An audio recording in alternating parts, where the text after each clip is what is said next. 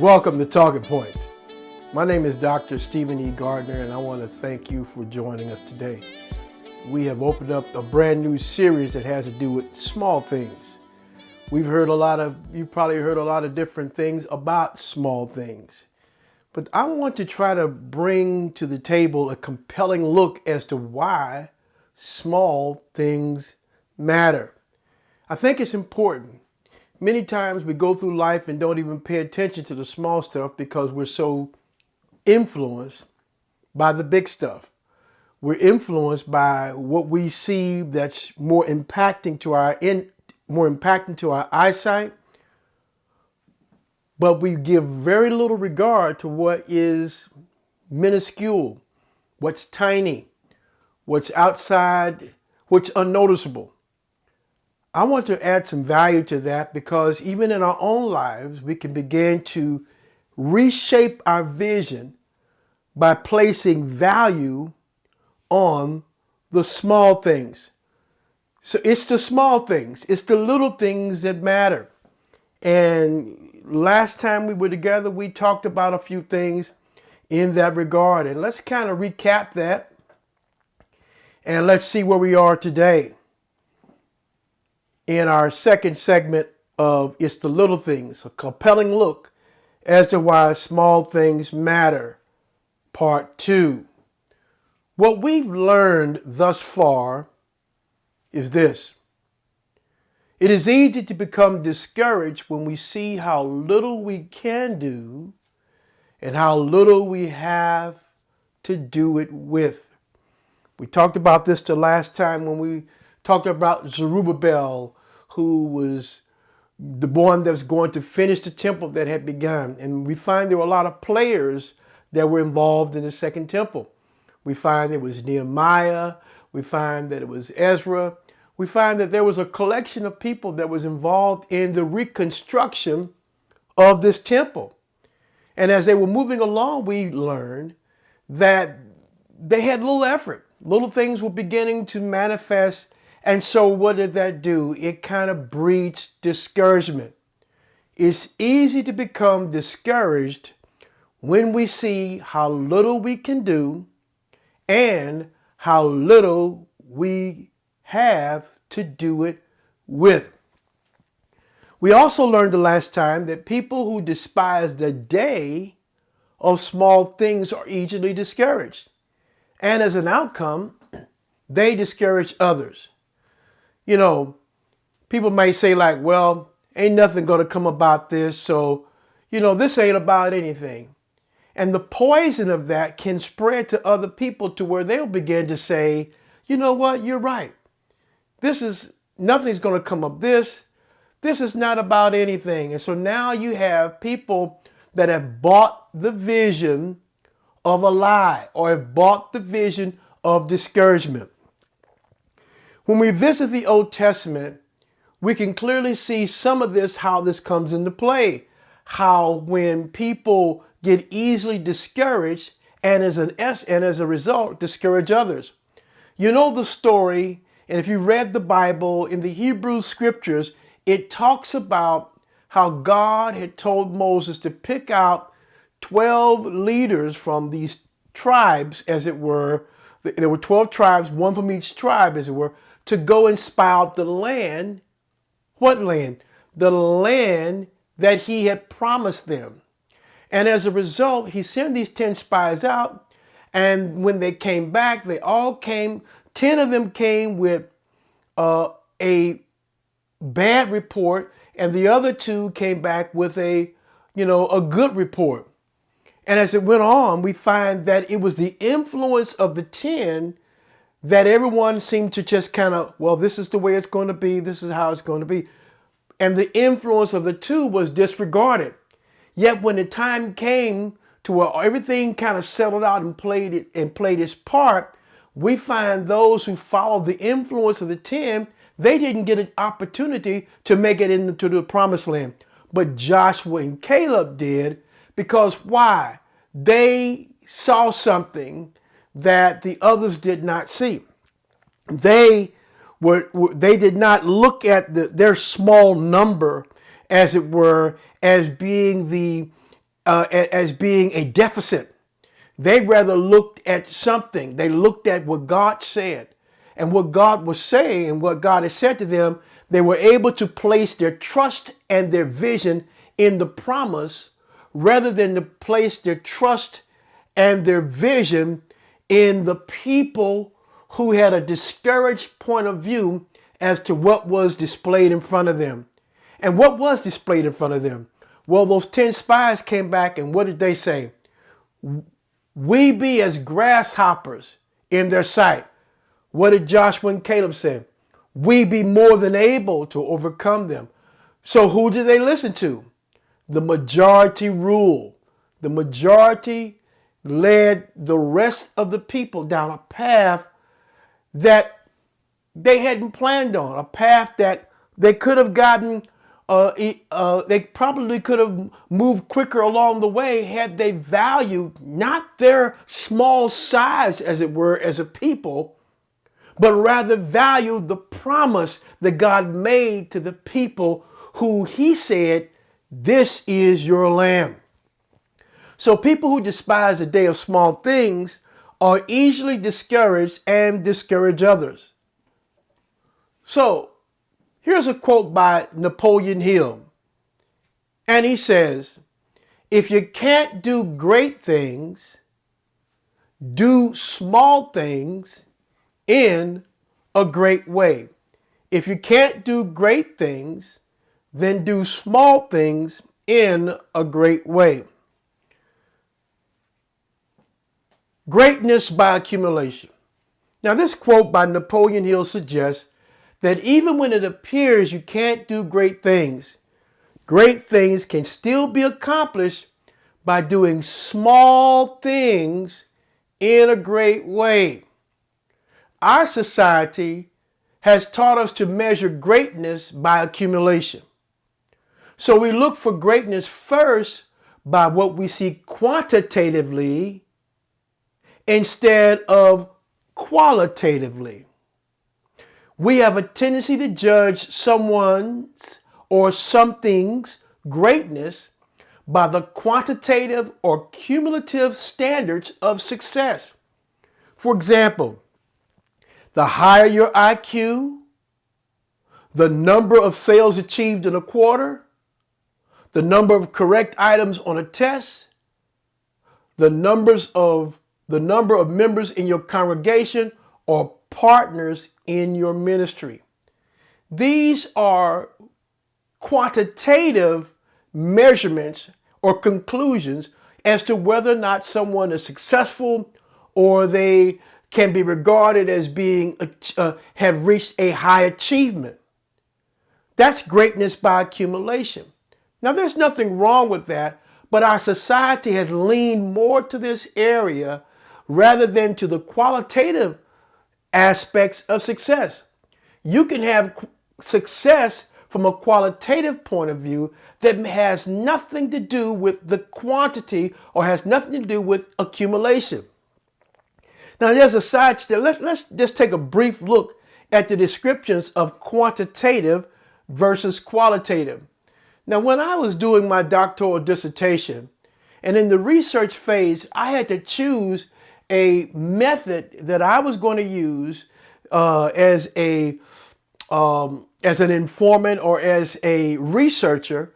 Which method was I going to use to either prove to prove my thesis or either to disprove it? Or to what style, what method was I going to use? And there are basically two types of styles or research strategies that are out there, and they're a combination of these: qualitative and mixed method, or rather qualitative and quantitative. Oftentimes there are research approaches that combine the two, which is a mixed method. But for our topic today, I want to give you as the listener, you as the viewer, a understanding how we can have success from qualitative point of view or either a quantitative point of view. Conceptually, from a qualitative standpoint, qualitative is concerned with human behavior from the informant's perspective. Quantitative, on the other hand, is concerned with discovering facts about social phenomena. So there are different conceptual approaches. One is coming from is the informant's perspective on human behavior, and the other is coming from facts about social phenomena. Another thing to note about qualitative is that it assumes a dynamic and negotiated reality, where from a quantitative standpoint, it assumes a fixed and measurable reality. So there's a difference here.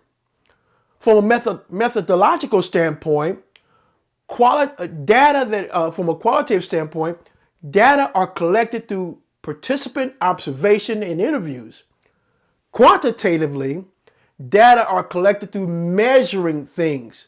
So one is collected from the participants' observation and interviews. In other words, the interviews that the informant conducts and the observation, the informant is the one that's actually collecting this data, and that data has come from participant observation and those interviews, where quantitatively it's data that are collected through measuring things. We can also look at data are collected by themes from descriptions by participants. Quantitatively, data are analyzed through numerical comparisons and statistical inferences. In other words, from a qualitative standpoint, you interview enough people, which in the case that I did, you interviewed enough people, and what was the emerging theme that each of the people that was shared from what you heard from those interviews that was part of a particular question. And from that emerging theme, they may have all a similar answer. That gives you, hey, from this standpoint, this is the theme that's associated with this particular question. And that is a degree of success. Where from the other aspect, from a quantitative standpoint, data is analyzed through numerical comparisons and also statistical inferences. Data is also reported in the language of the informant. Quantitatively, data are reported through statistical analysis. So from a qualitative standpoint, you find that it's the informant or the researcher that's involved with this process. Quantitatively is usually they base it upon something that's measurable, something that's statistical, something they can put a statistical inference or numerical comparison to. That is basically the difference. You can have success in life from either one of these perspectives. But we are living in a society that's leaned more to the quantitative, the numbers, the amount of numbers versus the quality. Now we're going to look at some more of this, as we go through this series. I want us to understand the value, because the value that we find in small stuff is more qualitative and not quantitative. And we'll get to that. We'll talk about that. Let's move on a little bit further. One of the things we can learn about small stuff is that small, measured, and consistent are one of the unique aspects of this particular approach. However, there are things where quantity does matter, and I kind of alluded toward that. We kind of lean toward the quantitative aspect only in our society and spend very little time over here on the qualitative aspect. For example, if I was to use a biblical reference to give a clear-cut idea from the qualitative and the quantitative, we cannot forget the widow's mite. In the story of the gospel, we find that it was this widow who gave this very small amount, this mite, as it were, maybe a penny, as compared to this other person who gave large sums of money. And from the idea of someone looking on, this person that was able to produce or contribute large sums of money, we consider that person a big fish. We consider that person as someone that can really help me get to my budgetary goals a lot quicker. We can look to that person that can maybe benefit me personally because why? They have large sums of money. And so when they brought this large sum of money to the temple, Jesus said it was the woman that gave more than the one that had the quantity. The qualitative amount was greater than the quantitative amount. Why? It was because she gave all she had. Her heart was in that. That just might have been for the one that had a lot of money, that just might have been a tip of the iceberg. And measurably, it was probably she gave more. And so the idea is that it's not always the quantity that matters, but it's the quality that matters. And that's what Jesus was emphasizing there. There are other aspects we can find in the gospel where smallness does matter. For example, the mustard tree. In the mustard tree, Jesus gave this parable that it was the smallest seed of all the herbs. Yet, when it blossoms and blooms, it turns into a great tree where what? Birds can come and lodge and so on and so forth. But it starts out small and emerges large. So, my point should be well taken here. However, there are things where quantity matters. What we accumulate matters. For instance, how well your financial portfolio performed in the last quarter, or how much is needed to make a quality decision for retirement. But even in these notable accomplishments, generally it is not the instantaneous growth that creates sustained wealth. Let me say that one more time. It is not the instantaneous growth that creates sustained wealth, because it requires something more. And in this case, it is those small, measured, and consistent contributions, regardless of the shortfalls along the way, that matter.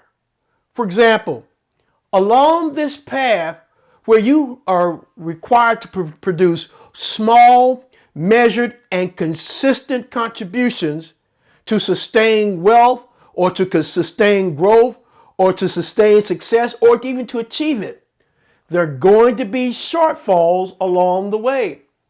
And a lot of times they come up, they're pop-ups, I call them. They pop up out of nowhere. They are the unplanned. These are things that come about that we did not even intend to get involved in, but they just so happen to come along the path. We must understand that there are certain things that along this path are going to happen anyway. And if I understand that when the shortfalls do come my way, then what do you do? You're prepared for it. If you play the stock market and you find that, oh, my stocks are dipping, oh no, I'm losing money. But what does your stockbroker tell you? They tell you to ride it out, because they're supposed to be the expert to know that there are going to be shortfalls, there are going to be dips, there are going to be peaks and valleys. And sometimes you ride it out. Sometimes you got to know when to hold, and other times you got to know it's time to fold. But in this case, when it comes to small, measured, and consistent contributions that are needed to acquire success, most people don't like waiting for it. They want it to happen now. They don't want to wait. They want it right now, quick, fast, in a hurry. They want it microwave, quantum leap right into their current reality. Here are some things that we can take away from today's topic. Small things require patience. As we learned the last time, we have a tendency to disregard or dislike the day when very little is happening, or when it is not happening on our timetable. We, in many cases, do not have the patience to wait for something worthwhile to grow. Let me say that again. We, in many cases, do not have the patience to wait. for something worthwhile to grow. Some things require patience that will, over time, have a huge impact. We got to put patience to work in our particular process here. You got to put patience to work. Some things require patience that will, over time, have a huge impact. Small things require a large vision. Those who place a high value on small efforts generally have a large vision. Those who place a high value on small efforts generally have a large vision. They can see the end where others are short-sighted by the stall. In other words, you got to know that these small efforts are going to pay off after a while. So I'm not going to get discouraged because of how long it's taking, but I'm going to relish in the fact that my small efforts are going to generate a harvest, the desired harvest in the future. So I'm going to place a high value. In other words, the farmer places a high value not on the crop, but on the seed. The farmer places a high value not on the crop, but on the seed. Those who place a high value on small efforts, they can see the end where others are short-sighted by the stall. Well, why is this thing taking so long? You know, it shouldn't take this long to get from point A to point B or to get exactly what's promised. And we find that a lot of times that even in some of these business ventures that are out there, even like especially in network marketing, and believe I have nothing against network marketing or multi-level marketing opportunities. But the thing that they require, as it does in other types of business models, it requires small efforts. It requires small efforts that generally have a large vision. It requires the individuals to not be short-sighted by the stall. It requires people to be consistent with small little efforts. And in those kind of opportunities like network marketing, you got to be committed for the long haul. You can't be sold on the hype that you're going to become financially independent right now and not put in but a few ounces of work. You got to be committed, and sometimes not just a few months, but you have to be committed to maybe years to acquire exactly what it is that this type of opportunity produces. And there are great opportunities like that that are out there that require you to do that. But what happens to a lot of people, they get sold on the hype and then they run into a stall and then they say, ain't nothing about that, they move on. But how is it that people can make millions in these network marketing opportunities if it was not possible? What it was and what it is those small efforts. But those small efforts are the things that are required by the person who has a large vision. I'm going to stick with this. I'm going to stick to this. I'm going to keep at it. And then little by little, they'll begin to see things blossom and bloom after a while. Not only for the network marketer, but for other forms of business. You can see those things come to blossom because why? Those small efforts that you have done have paid off after a while. Envisioning the end requires embracing the resolve. Envisioning the end requires embracing the resolve. The resolve to be consistent with your small efforts. Small things, again, require resolve. And here it is. Resolve to ride the waves and storms of inner discouragement when there's outer disappointment. Inner discouragement when there's outer disappointment. Sometimes that outer disappointment is what you got to navigate. It's how you feel about what's going on. Disappointment is a feeling. But disappointment is also an indicator that, number one, this was supposed to happen. And since it was supposed to happen, since the route to point A to point B is never a straight line, but why? It requires a detour. Since it was supposed to happen, I'm okay with the ride along the detour. How many times have you been out there in traffic and this detour has you discouraged and disappointed because now you look at the time it's going to take you to get to where you need to be? I need to be at a certain spot. But had we not had the detour, we probably would have rode into danger. Had there not be a detour along the road whereby there's been a flash flood and you drove in there anyway, what would have happened? The bottom line was not only would you have been disappointed and discouraged, but you would have been without an automobile. You would have been disabled. And so the bottom line is that detours are supposed to happen because from point A to point B is never a straight line. So we have to be resolved to ride the waves of inner discouragement and outer disappointment.